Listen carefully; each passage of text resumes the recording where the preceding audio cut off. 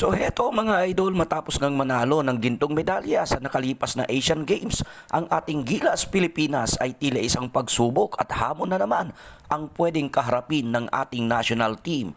Nagkakaproblema kasi tayo ngayon sa availability nitong si Coach Tim Cone at ang reigning naturalized player natin, itong si Justin Brownlee. Tuwang-tuwa ang maraming mga Gilas fans dahil kahit papaano ay natupad ang isa sa mga wishlist ng mga ito na mapalitan itong si Coach Chot bilang head coach ng ating pambansang kupunan, at ito nga ay sa katauhan nitong si Coach Tim Cone. Hindi naman napahiya ang mga supporters nitong si Coach Tim Cone dahil sa kabila ng napakaiksing preparasyon ay nagawa pa nitong pangunahan sa kampyonato ang ating national team. Kaso ang nakakalungkot ay tila pansamantala lamang na magiging head coach ng ating national team itong American but Pinoy-hearted coach na si Coach Tim Cone. Dahil ayon nga sa mga pasabog nitong si Homer Sison ay tila hindi si Tim Cone ang tinutukoy na isang American coach na siyang nakatakdang mag-handle ng ating national team sa pangmatagalang programa. Ayon pa dito kay Homer Sison ay di pa lang nire-reveal ang pangalan ng coach na ito hanggat hindi pa nakaplansya ang lahat ng ruta na tutunguhin ng ating Gilas Pilipinas sa mga susunod na buwan. Bad news ito para sa maraming mga supporters nitong si Coach Tim Cone, lalo na at minsan na ring nagpahayag itong si Coach Tim Cone na ang priority talaga nito ay ang patuloy na pag-coach sa Barangay Ginebra. Di umano ay parang napilitan lang itong si Coach Tim Cone na saluhin ang national team natin dahil na rin sa kahilingan ng San Miguel Corporation Big Boss na si Ramon Ang. Bagay na good news naman kung ikaw ay isang Barangay Ginebra fan. Ibig sabihin, magbabalik Barangay Ginebra itong si Coach Tim Cone. Well, ang balitang ito ay di naman ganun ka-bad news kung tutuusin dahil gaya ng matagal na ring wishlist ng maraming mga basketball fans and observers ay dapat magkaroon na nga talaga ang Gilas ng isang full-time coach upang mas matutukan nito ang programa ng ating national team. Bagay na noon na hindi nagampanan ng dating coach nito na si Coach Chot Reyes. Pero liban sa coaching issues na ito mga idol, ang isa pang malaking problema ngayon ng ating national team ay kung sino ang tatayong naturalized player ng Gilas Pilipinas.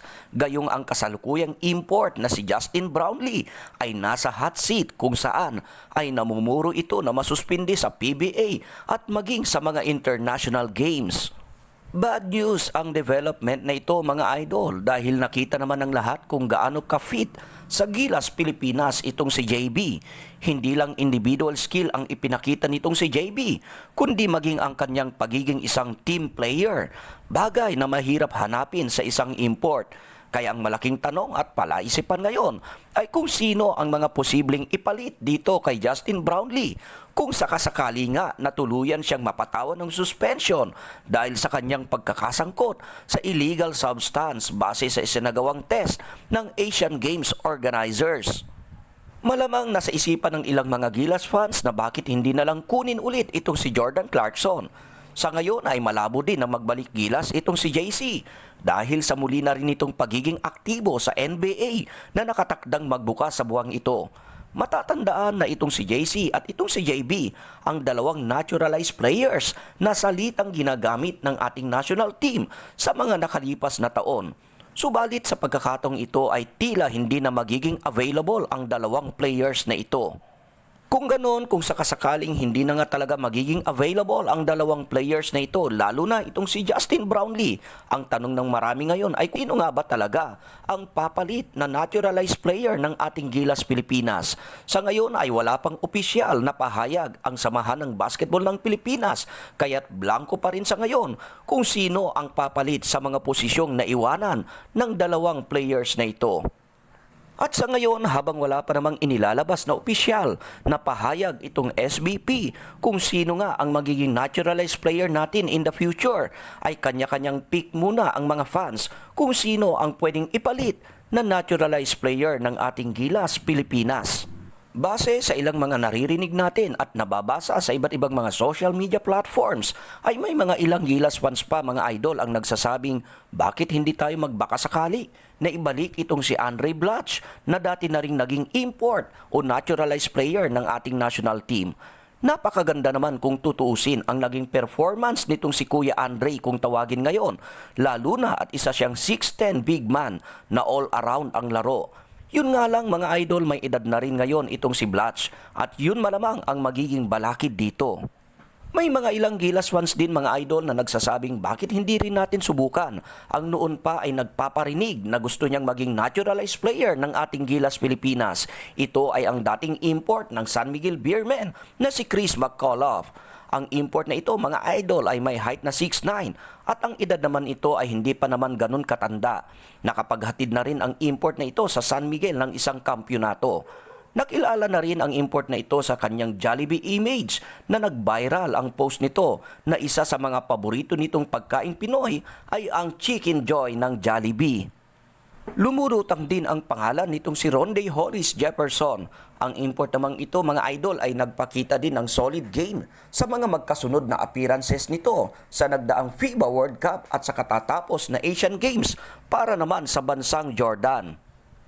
Kung pusong Pinoy ang pag-usapan ay di rin papatalo ang import na ito dahil isa rin ito sa mga import na naglaro na rin dati sa PBA at maging sa nagdaang Asian Games ay nagpakita rin ito na suot-suot nito ang isang pin ng Philippine flag bilang patunay na nakasuporta din ito sa delegasyon ng Pilipinas. Si Lester Prosper naman na dati ring naging import ng PBA at matagal na ring naging naturalized player ng Indonesia ay noon pa nagpaparinig na sana ay mabigyan din siya ng pagkakataon na makapaglaro sa Philippine National Team. Bagamat hindi ganun ka-explosive ang galawan ng import na ito, pero masasabing team player din ang import na ito gaya ng specialty nitong si Justin Brownlee.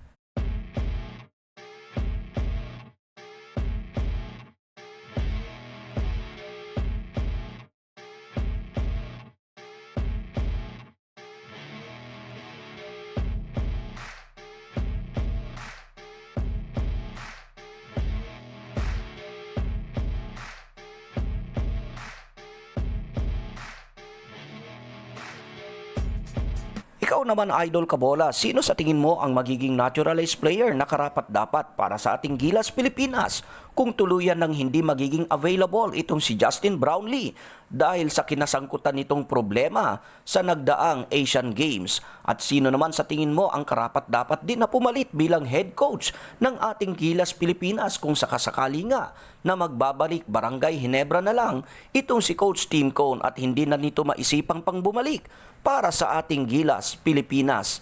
I-comment mo lang yan sa ibaba at doon ituloy natin ang masarap nating kwentuhan. Ingat and God bless!